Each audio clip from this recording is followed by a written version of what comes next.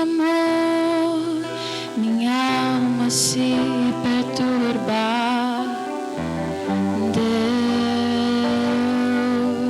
Deus meu, mil caíram ao meu lado, eu caí em meio a eles. Deus meu, a angústia me cerca, conforta-me, Senhor.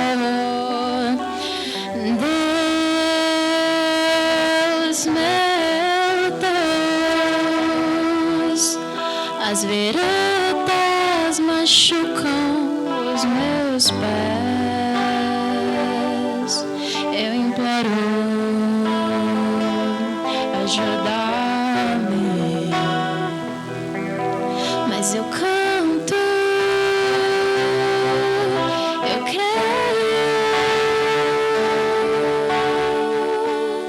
Dias melhores virão, dias melhores. Dias melhores virão, eu creio que o controle está em suas mãos. Dias melhores virão, dias melhores virão, pois no meu barco Jesus é o capitão.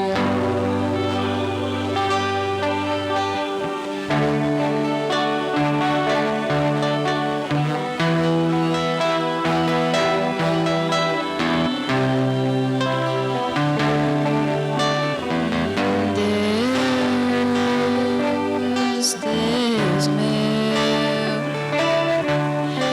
atenta ao meu clamor, minha alma se perturbar.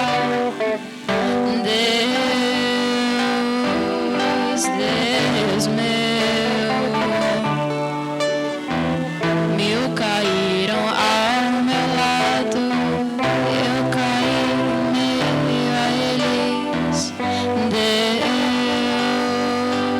Deus meu, a angústia me cerca, conforta-me, Senhor. Deus, meu Deus, as veredas machucam os meus pés. Eu imploro, ajuda-me. Mas eu canto, eu creio.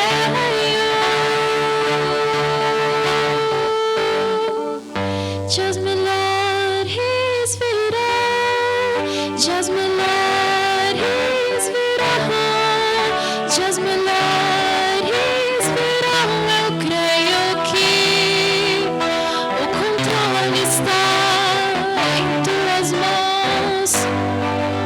Dias melhores virão, dias melhores virão, pois no meu barco Jesus é o capitão. Quebranta o meu coração, Senhor.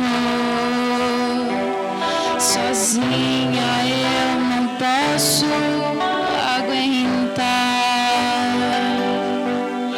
Ajuda-me a cruz levar.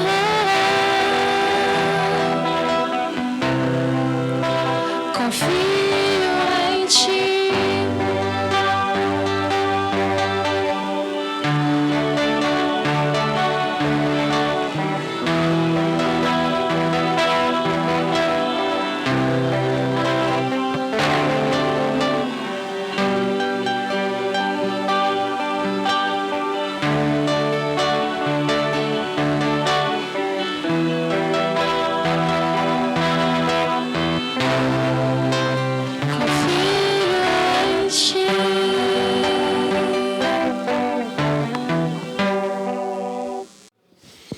Amém. É uma grande honra estar aqui, sendo responsável por trazer a mensagem. Quando o pastor Amós anunciou, né, os pregadores, e no começo do ano eu já tinha uma mensagem em mente, e eu vim pensando desde lá. Eu ia falar sobre orgulho, usando a parábola do fariseu e do publicano, né? O fariseu, o publicano foram ao templo, aí um orava de forma orgulhosa e o outro nem olhava para o céu. E eu vim preparando isso, mas foi chegando mais perto e uma outra palavra queimou no meu coração. Como eu falei ontem, né, eu estava conversando com o irmão Davi essa semana, e quando a gente vem trazer uma mensagem, a primeira pessoa que precisa ouvir aquela mensagem é o pregador. Então a mensagem ela veio primeiro para mim, e aí hoje eu vim compartilhar com os irmãos aquilo que o Senhor colocou no meu coração. Eu vou pregar sobre um salmo pouco conhecido, ele acaba passando batido nas nossas leituras, né? São tantos salmos e a gente acaba esquecendo desse. É um salmo que quase ninguém conhece. Vou falar sobre o Salmo 23. Se os irmãos quiserem me acompanhar, abrir a leitura.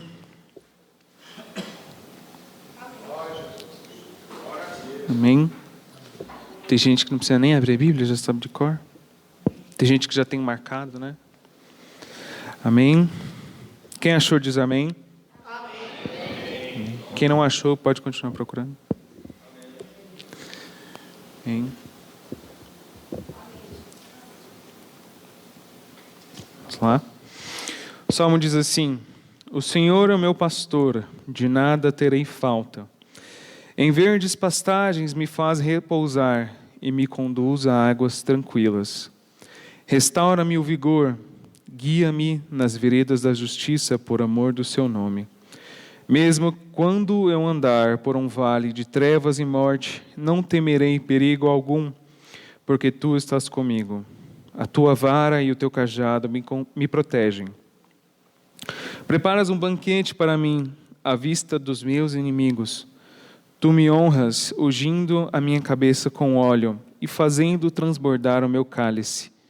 Sei que a bondade e a fidelidade me acompanharão todos os dias da minha vida, e voltarei à casa do Senhor enquanto eu viver. Amém. Esse é um salmo para pessoas cansadas. Quem é que não está cansado hoje, né? Esse simples salmo, ele é um bálsamo, um refrigério para aqueles que sofrem de dificuldades, qualquer que sejam, né? Não faltam campos na nossa vida para que problemas surjam, né? Nós temos problemas na área do trabalho, na área financeira, né, para fazer as contas fecharem ali no fim do mês.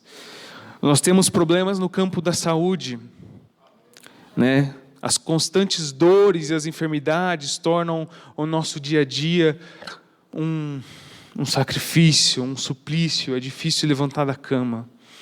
Eu lembro, há um tempo atrás, o meu pai tinha dias que ele demorava 20 minutos para levantar da cama. Hoje ele está bem, né? Ainda sofre dores, mas ele está bem. Então, as nossas dores, a nossa saúde também tem campo para problemas, né? Nós temos problemas no campo social, nós temos problemas na família, problemas no casamento, problemas com amizades, problemas nos relacionamentos.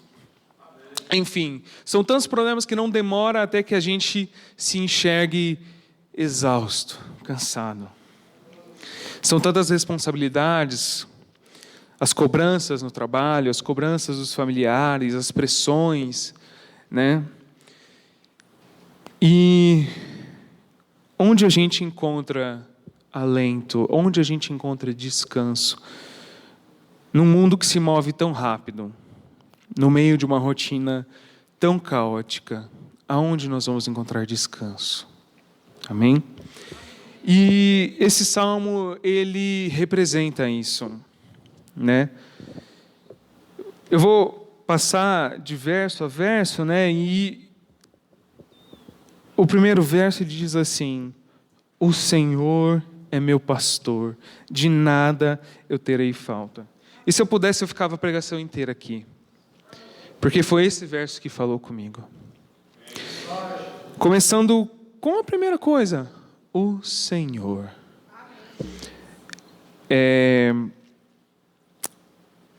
A gente encontra em diversos lugares da Bíblia, mais comum no Antigo Testamento e também no livro de Salmos, a palavra Senhor escrita com todas as letras maiúsculas. Isso tem um propósito. Quando isso acontece, que nós encontramos a palavra Senhor com todas as letras maiúsculas e não só a primeira, provavelmente no original, em hebraico, é o próprio nome de Deus. É o nome pessoal de Deus, Yahweh, que se traduz como eu sou. Yahweh, algumas pessoas falam Yahvé, né? Mas Yahweh é um nome pessoal de Deus. Esse nome ele é tão intimamente ligado ao Senhor como seu ser divino.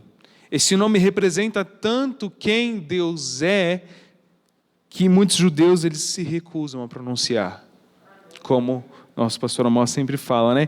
Ao invés disso, eles dizem Hashem, que significa o nome, ou eles dizem Adonai, que significa Senhor, para guardar a santidade desse nome, para não tomar o nome de Deus em vão, eles nem pronunciam o nome Yahweh. Eu já entrei em alguns, às vezes pesquisando, a gente acaba entrando em alguns sites judeus, e eles nem escrevem a palavra Deus. Eles escrevem D'(US), em respeito. Né? Esse nome, Yahweh, remonta à ocasião em que Moisés pergunta para Deus. Ele pergunta assim: quando eu chegar diante dos israelitas e disser, o Deus dos seus antepassados me enviou a vocês, e eles me perguntarem, qual é o nome dele? Que lhes direi? Ao que Deus responde, eu sou o que sou. E isso você dirá aos israelitas, eu sou, me enviou a vocês. Este eu sou dá uma ideia de continuidade. É como se Deus estivesse dizendo, eu sou, eu era, eu estou sendo agora e eu vou continuar sendo. Ou seja, Deus, ele simplesmente é. Deus simplesmente existe. Ele sempre existiu e ele sempre existirá. Tá bom, mas que isso importa? Importa porque o salmista ele tinha à disposição dele outros tantos títulos usados para se referir ao Senhor. Davi ele poderia ter escrito El Shaddai, que significa Deus Todo-Poderoso, ou ele poderia ter escrito El Olam, que significa Deus Eterno, ou Davi poderia ter escrito Adonai, que significa Senhor ou Mestre. Mas Davi ele usou Yahweh. E quando o salmista usa o próprio nome de Deus no seu salmo, ele confere um novo grau a esse versículo. Ele confere um novo grau a tudo que está sendo dito. Quando se usa Yahweh, se tem em mente o nome íntimo e pessoal de Deus, do Deus que está acima de todas as coisas, do Deus que está acima de todas as criaturas espirituais, do Deus que está acima do tempo, o Deus que está acima da própria existência, o Deus que está acima da criação. O que Davi está dizendo é, este Deus imenso, infinito, onipotente, onipresente, onisciente, transcendente e soberano, esse Deus é o meu pastor. É esse que cuida de mim. Não é qualquer... É esse Deus. O Senhor do universo é quem cuida de mim.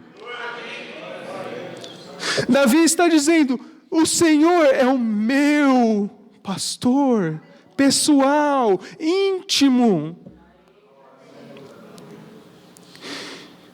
Isso traz um conforto nesses tempos de tantas coisas que nos afligem a nossa alma.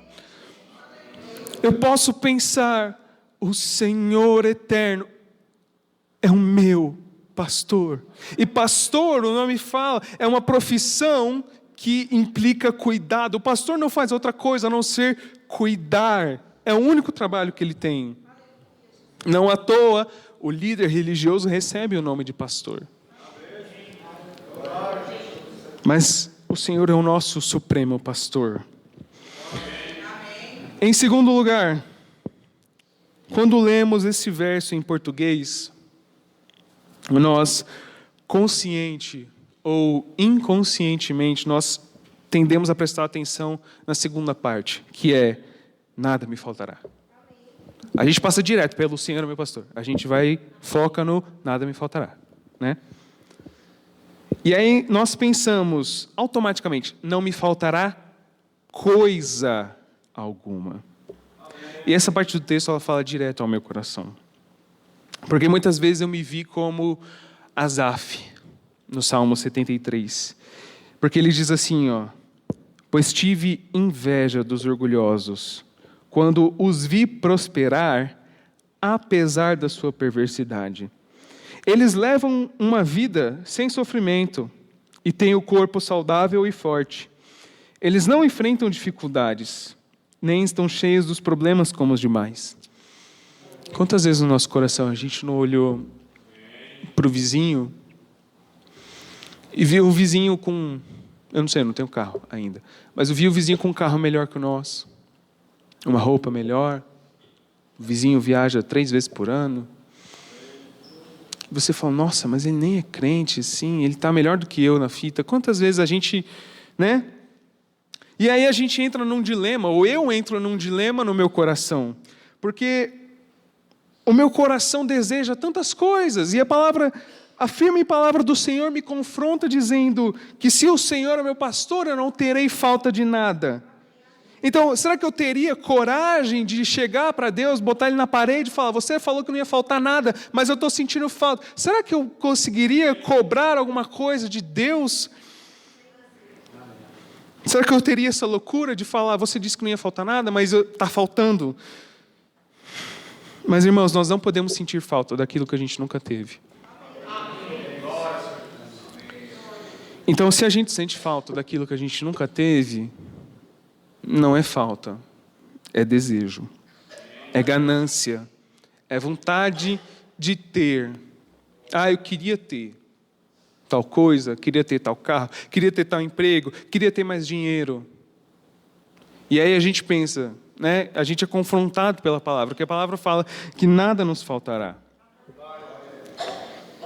Em Deuteronômio 2:7 aparecem as mesmas palavras que aqui são traduzidas como nada me faltará. Deuteronômio 2:7. Diz assim, pois o Senhor, o seu Deus, os tem abençoado em tudo que vocês têm feito. Ele cuidou de vocês em sua jornada por esse grande deserto.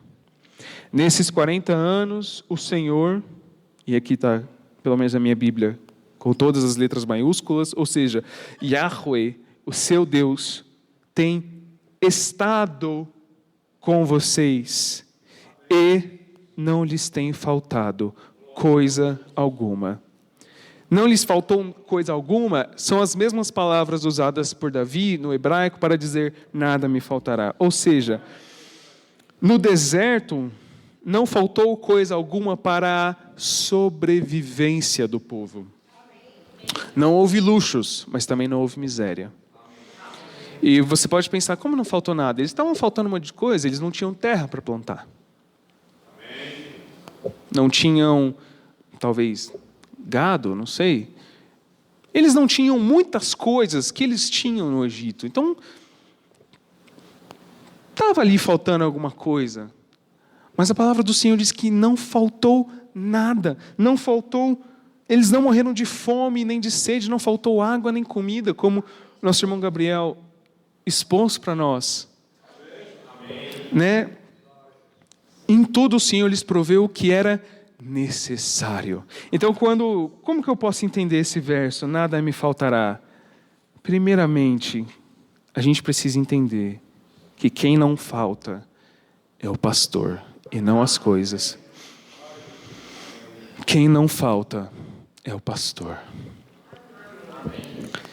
Tem uma possível interpretação desse texto que é lida como pastor meu que não falta.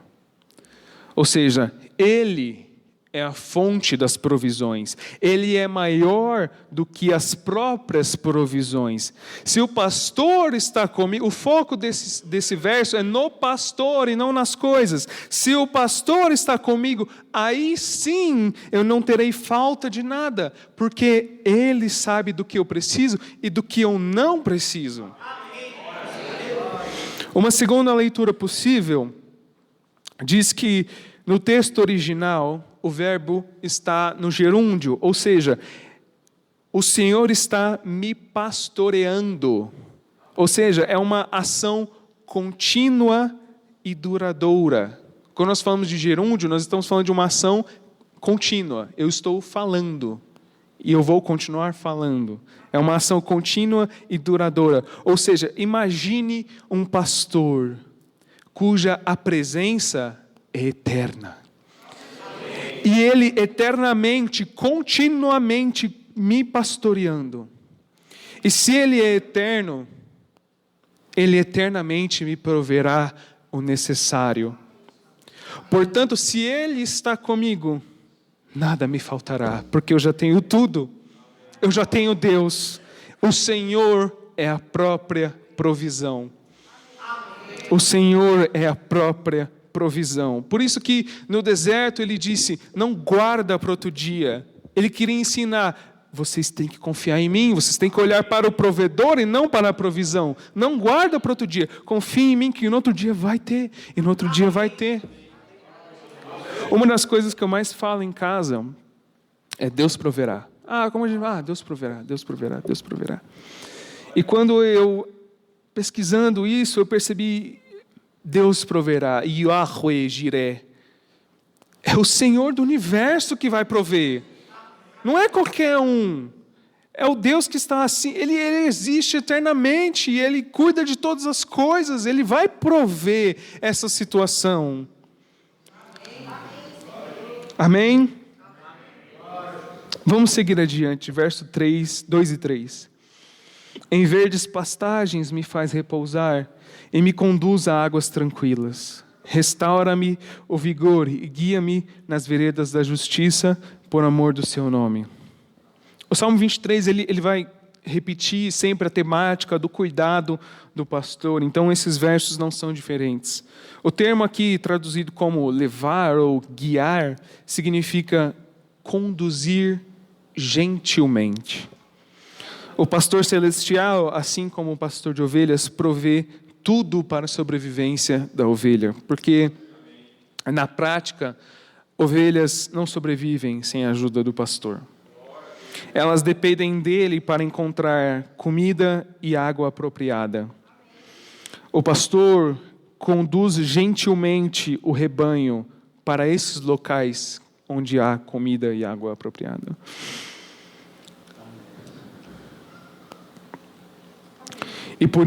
E por isso nós devemos lembrar sempre do bom pastor, Jesus Cristo. E agora eu vou lá no Novo Testamento, vou ler João 10, do 11 ao 18, que diz assim, Jesus falando, eu sou o bom pastor, e o bom pastor dá a sua vida pelas ovelhas. O assalariado não é o pastor a quem as ovelhas pertencem. Assim, quando vê que o lobo vem, abandona as ovelhas e foge. Então o lobo ataca o rebanho e o dispersa. Ele foge porque é assalariado, ele é contratado e não se importa com as ovelhas. E aí Jesus repete, eu sou o bom pastor e eu conheço as minhas ovelhas e elas me conhecem. Assim como o Pai me conhece e eu conheço o Pai, eu dou a minha vida pelas ovelhas. Eu tenho outras ovelhas que não são desse aprisco. E aqui eu acredito que ele esteja falando de nós, gentios. Outras ovelhas que estão em outro curral, em outro aprisco. mas que ele separou, ele quebrou o muro que separava e fez de ambos um povo para o seu nome. Jesus continua: é necessário que eu as conduza também. Elas ouvirão a minha voz, e haverá um só rebanho e um só pastor. Por isso é que meu Pai me ama, porque eu dou a minha vida para retomá-la. Ninguém a tira de mim, mas eu dou por minha espontânea vontade. Tenho autoridade para dá-la e retomá-la. Esta ordem recebi de meu Pai. Então aqui nós enfatizamos que Jesus é suficiente para todas as necessidades que as suas ovelhas possam ter. Elas precisam de água, de alimento, de descanso, mas principalmente de um pastor que as conduza. Eu pesquisando sobre ovelha é um bicho que enxerga muito mal. Enxerga muito mal. Não sei dizer quanto, né? Não encontrei uma informação consistente, mas fato é que a ovelha é um bicho que enxerga mal. E assim como a maioria dos caprinos, né, bodes de ovelha, a ovelha ela enxerga para o lado. Ela tem uma visão periférica. Então a ovelha ela enxerga muito nas laterais e nas costas, mas ela não consegue ver muito bem para frente. E nós somos assim. Assim como Pedro foi. Pedro ele começou a olhar para o lado, para as ondas. Quando vem os problemas, a gente começa a olhar para o lado, começa a olhar para trás, começa a querer voltar para o Egito. Mas a gente precisa de um pastor que faça a gente olhar para frente. A gente precisa olhar para o nosso pastor, Jesus Cristo. Olha para o pastor, não olha para o lado, olha para Jesus, o Cordeiro de Deus. Ele é que nos faz andar para frente. Ele nos conduz pelas veredas, pelos caminhos. Uma vereda é um caminho que você passa sempre. Ele nos conduz pela vereda. Ele é o nosso pastor que nos ajuda a andar para frente. Nós como ovelhas, a gente vai começar a olhar para o lado. Já viu uma ovelha guiar outra? Daqui a pouco está tudo espalhado no pasto. Mas o pastor faz as ovelhas andarem para onde ele quer, para onde ele sabe que tem alimento, para onde ele sabe que tem comida. E aí eu termino dizendo assim, termino essa parte, não é uma pregação. Quando o povo de Deus segue o seu pastor celestial, ouvindo a sua voz, Jesus disse, elas ouvem a minha voz. Elas têm tudo o que precisam e não carecem de coisa alguma para viver adequadamente. Verso número 4. Mesmo quando eu andar por um vale de trevas e morte, não temerei perigo nenhum, pois tu estás comigo, pois tu estás comigo, a tua vara e o teu cajado me protegem. E aqui eu quero destacar duas coisas também. Em primeiro lugar, a presença do pastor nas adversidades. Perceba que no versículo 4, o salmista ele para de falar sobre o pastor e ele começa a falar com o pastor. Tu estarás comigo, a tua vara e o teu cajado me protegem. O Salmo ele não nos isenta de passarmos pelo vale escuro. O Salmo ele não nos isenta do medo da morte. E aqui é meio óbvio, mas o vale representa quaisquer experiências difíceis da vida que enchem o nosso coração de medo.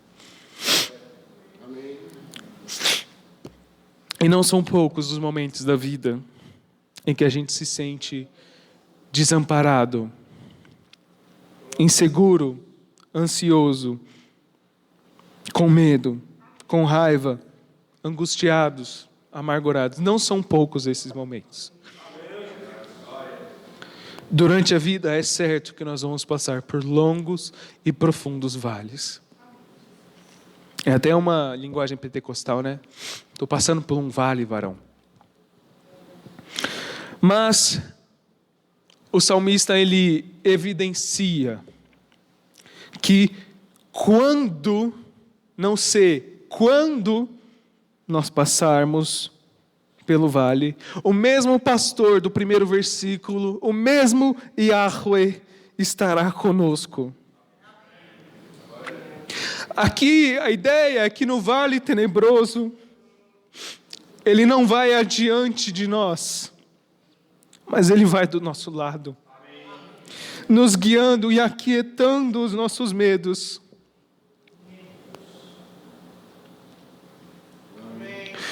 Nesse salmo nós recebemos uma bela promessa: não temerei mal algum, porque tu estás comigo. É a presença do pastor. Deus, ele é Emanuel, Deus conosco. O segundo ponto é que o pastor, ele nos protege dos perigos. A vara e o cajado são símbolos do cuidado do pastor, porque são os meios pelo qual o pastor protege e dirige as ovelhas. Com a vara, o pastor afugenta os inimigos, e com o cajado ele guia e resgata as ovelhas. A vara é um bastão pesado com o qual o pastor poderia atordoar ou até matar uma fera que tentasse atacar o rebanho. O cajado é uma vara em que uma das pontas é curvada, usada para guiar as ovelhas individualmente. E também no fim do dia, o pastor usava o cajado para contar o rebanho e examiná-lo. Então, a vara consola porque mantém os inimigos afastados, garantindo a segurança da ovelha. E o cajado consola porque é usado para guiar a ovelha no meio de obstáculos e até para retirá-la de algum lugar, de algum buraco ou algum despenhadeiro que a ovelha caiu. Nós não temos noção porque moramos muito longe, mas a terra ali da Palestina é uma terra muito acidentada, por isso que você sempre escuta passagens falando de vales, de ravinas, de morros, montes, né?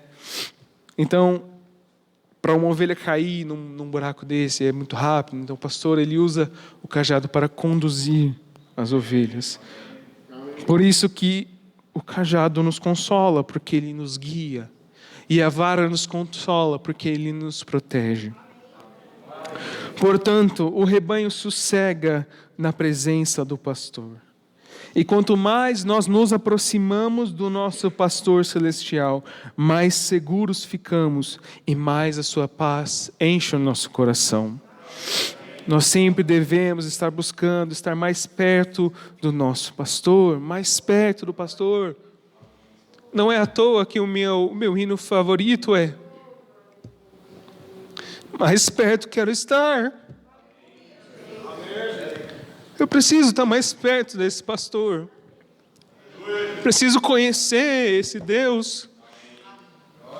Porque se não for Ele, o que sobra de mim? Verso 5. Preparas um banquete para mim, à vista dos meus inimigos. Tu me honras, ungindo a minha cabeça com óleo, fazendo transbordar o meu cálice. E aqui surge uma nova figura do cuidado que Deus tem por nós. Diante de um mundo que nos é hostil, Deus, ele é o nosso anfitrião, que nos recebe e festeja conosco. No Oriente, o conceito de hospitalidade também envolve garantir a segurança do seu hóspede. Porque um hóspede não pode ser atacado pelos seus inimigos se ele está debaixo da tenda do seu hospedeiro. Então, se alguém está perseguido e ele encontra refúgio, ali ele está seguro. Os seus inimigos, então, são obrigados a parar e olhar de fora para dentro, sem poder fazer nada contra o perseguido. Porque agora ele se tornou hóspede, e uma vez hóspede, ele tem a proteção do hospedeiro. E nós não só somos recebidos por esse anfitrião que é o Senhor, mas Ele prepara um banquete, uma refeição farta. O banquete, ele é um símbolo de segurança, de amabilidade e de cuidado. O banquete, ele pode ser encarado como as ricas bênçãos que nós temos acesso no Senhor mediante Jesus Cristo, que tão abundantemente nos provê em todas as coisas. Sejam bênçãos materiais, sejam bênçãos espirituais, que nós nem mesmo merecemos. Eu tenho que confessar que antes de eu estudar esse salmo, essa era uma figura estranha para mim. Como que eu vou sentar numa mesa? Imagina eu sentar numa mesa, meus inimigos na minha frente. Isso não vai dar certo, eles vão me atacar. Né? Não fazia sentido na minha cabeça, até que eu entendi que quando nós adentramos na presença do anfitrião, os inimigos ficam de fora e não podem fazer nada. Eles vêm de fora para dentro, como se tivesse, não sei, uma janela ou uma tenda com a porta aberta. Eles vêm de fora para dentro. Nós, lá dentro, sendo acolhidos e cuidados pelo anfitrião. No mundo antigo, durante ocasiões festivas, os convidados eles eram recebidos por um anfitrião generoso que ungia as suas cabeças com óleos aromáticos e perfumes. Além de proporcionar um aspecto brilhante ao rosto, o óleo acrescentava ao ambiente e à pessoa um aroma agradável. Então, conectando um pouco com a figura da graça de Deus, eu sempre penso que nós somos mendigos na presença do Rei. Pense isso, um mendigo na presença de um rei. Nós chegamos fracos, nós chegamos feridos, sujos, nós chegamos cansados. Mas mediante Jesus Cristo, nosso Senhor nos recebe na segurança do seu palácio, nos põe em uma mesa cheia, nos honra com um óleo aromático, um óleo cheiroso. E Ele se alegra conosco, enchendo a nossa taça de alegria até transbordar. Então eu repito, diante de um mundo que é hostil conosco, Deus, Ele é o nosso anfitrião. Diante de um mundo que é tão duro conosco, fora das portas das nossas casas, ninguém olha por nós. Talvez um ou outro, e às vezes você fala, nossa, ainda existe bondade no mundo, ainda mais numa cidade como São Paulo. Estão todos atarefados, todos na correria, todos de cara fechada, todos cansados também. Então, diante de um mundo que é hostil para nós, o Senhor nos recebe e festeja conosco. Aleluia. E para terminar, o verso 6. Eu sei que a bondade e a fidelidade, mais conhecido como a bondade e a misericórdia, me acompanharão todos os dias da minha vida. E eu voltarei à casa do Senhor enquanto eu viver. Bondade é o que Deus nos dá, mas que nós não merecemos. Isso é a graça. Ele é bondoso de nos dar. Ele é gracioso. Ele é longânimo. Ou seja, Ele demora a julgar os nossos pecados. Ao passo de que a misericórdia é o que nós merecemos, mas o Senhor não nos dá. Isso é o seu juízo. E aqui, esse salmo, Davi, ele já escreveu quando ele era idoso. E ele faz uma retrospectiva da sua vida. E na sua longa vida, ele chegou à conclusão de que apesar dos seus pecados, apesar dos seus erros, ele havia sido acompanhado de bondade e misericórdia. E uma longa vida que experimenta o cuidado do Senhor envolve o compromisso de sempre estar na sua casa. Você quer ser cuidado pelo Senhor? Sempre esteja na presença dEle. A verdade é que Deus, às vezes Ele não vai dar o que a gente quer. Às vezes a gente vai pedir, Ele fala não. Às vezes a gente esquece de que o não de Deus ainda é a vontade de Deus. Às vezes a gente ora, Senhor, seja feita a sua vontade, mas eu espero que a sua vontade seja minha. E Deus fala, não. E aí a gente, não sei, às vezes se revolta, mas o não de Deus ainda é a vontade de Deus. Deus, Ele não segue a teologia da Xuxa. O cara lá de cima não vai dar tudo o que você quiser. Mas Ele é um bom pastor.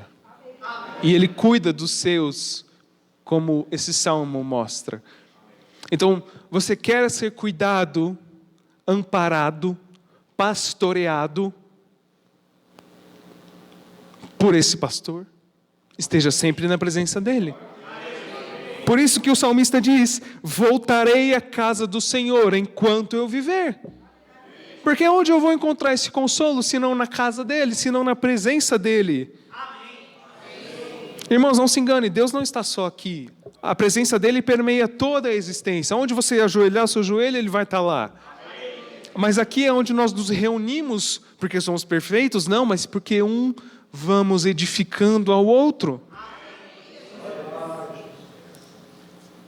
Então, se você quer ser cuidado por esse pastor, esteja sempre diante da presença dEle. Seja no seu quarto em oração, seja no culto.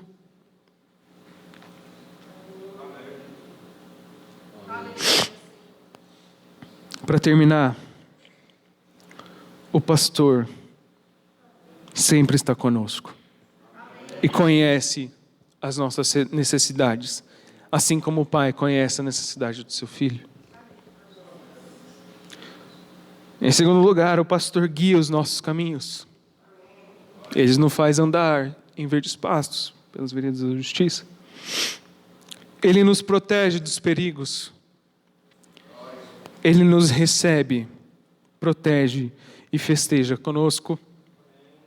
E Ele segue fazendo isso todos os dias de nossa vida, até que alcancemos a eternidade. Essa canção mostra o que o nosso pastor faz por nós todos os dias de nossa vida. O salmo inteiro, todos os dias de nossa vida. Ele cuida, Ele protege.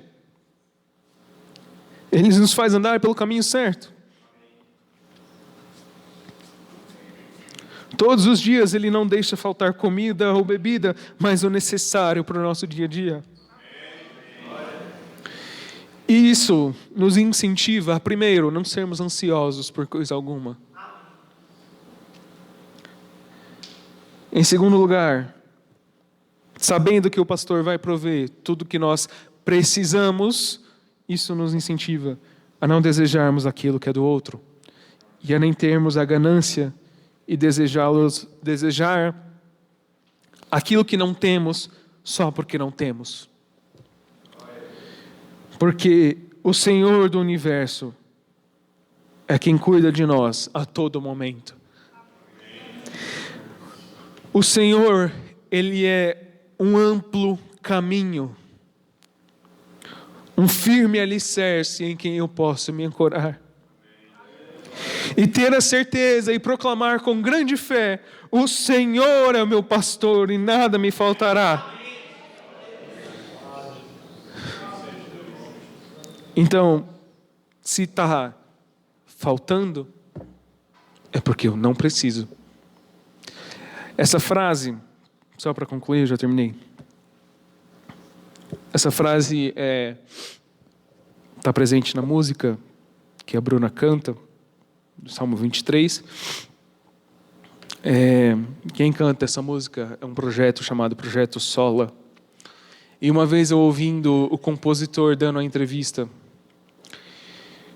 ele disse que Essa frase é de um pastor, um escritor do século XVIII.